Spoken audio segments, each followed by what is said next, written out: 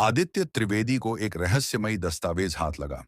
ये दस्तावेज 13वीं शताब्दी का था और इसमें भारत में कैसे इस्लाम धर्म आया और कैसे भारत में फैला की कहानी थी।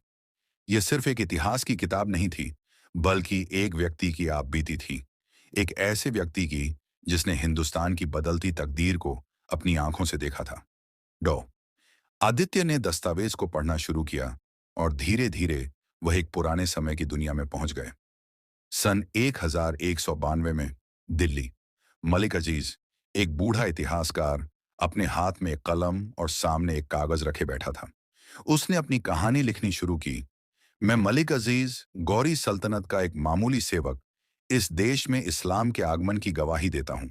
मैंने देखा कि कैसे भारत की भूमि पर इस्लाम के कदम पड़े, कैसे यह धर्म पूरे भारत में फैला और कैसे यह लोगों के दिलों में जगह बनाता चला गया।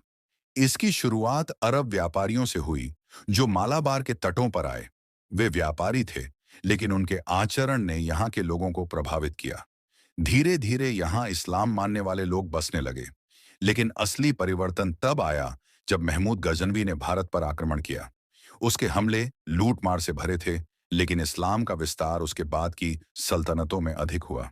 मलिक अजीज ने लिखा, महमूद गजनवी का उद्देश्य केवल लूट था, लेकिन उसके बाद आए शासकों का मकसद शासन स्थापित करना था।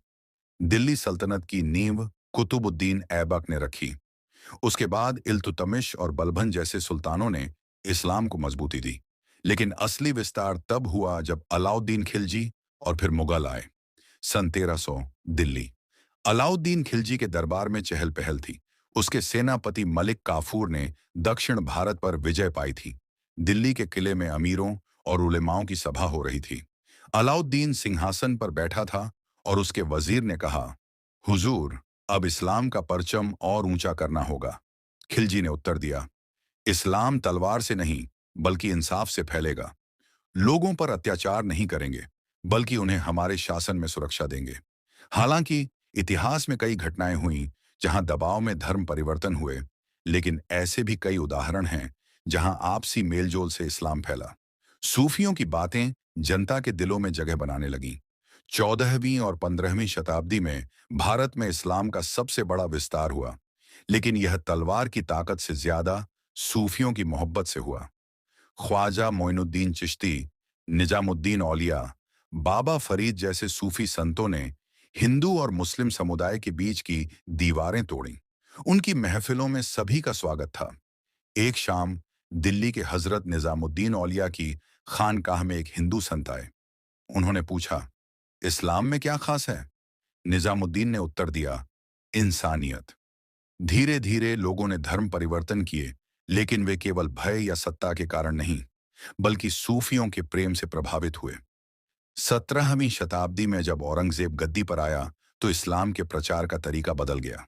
उसने कई मंदिरों को तुड़वाया और कठोर इस्लामी नियम लागू किए। दिल्ली में एक ब्राह्मण परिवार के युवा अर्जुन दत्त को इस्लाम कबूल करने पर मजबूर किया जा रहा था। उसने विरोध किया, मैं अपनी आस्था नहीं बदलूंगा, लेकिन सत्ता के दबाव में उसे झुकना पड़ा। हालांकि सारे धर्म परिवर्तन जबरदस्ती नहीं हुए। इतिहासकार मानते हैं कि औरंगजेब का शासन इस्लाम के विस्तार के लिए जितना फायदेमंद था, उतना ही नुकसानदायक भी। 18वीं और 19वीं शताब्दी में मुगलों का पतन शुरू हुआ और अंग्रेजों का शासन आया। इस दौरान भारत में इस्लाम और हिंदू धर्म के बीच संघर्ष और मेलजोल दोनों की कहानियां सामने आईं। डॉ आदित्य ने दस्तावेज का आखिरी पन्ना पढ़ा, जहां मलिक अजीज ने लिखा था, भारत में इस्लाम तलवार से नहीं, बल्कि समय के साथ संस्कृति के मेलजोल और सूफियों के प्यार से फैला।